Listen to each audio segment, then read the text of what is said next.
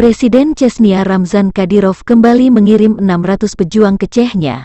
Tambahan pasukan ini berasal dari pasukan khusus Chechnya dan relawan. Tujuannya ke wilayah Luhansk dan Donetsk, Donbas, untuk membantu angkatan bersenjata Rusia memastikan kemenangan di timur Ukraina. Salah satu misi Rusia menyerbu tetangganya Ukraina untuk membantu Luhansk dan Donetsk tidak ditindak Ukraina. Terima kasih kepada seluruh prajurit yang gagah berani. Cepat atau lambat kemenangan di Donbas menjadi milik kita semua, tulis Kadyrov dalam keterangan videonya dikutip Tribun Timur Senin tanggal 15 Mei.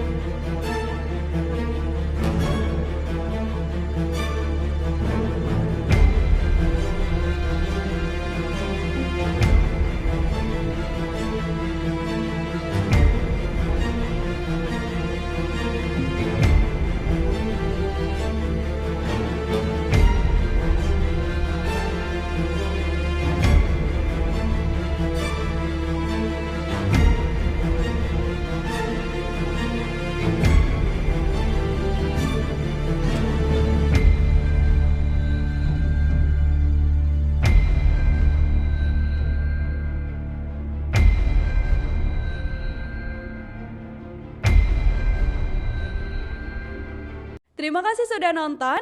Jangan lupa like, subscribe, dan share ya.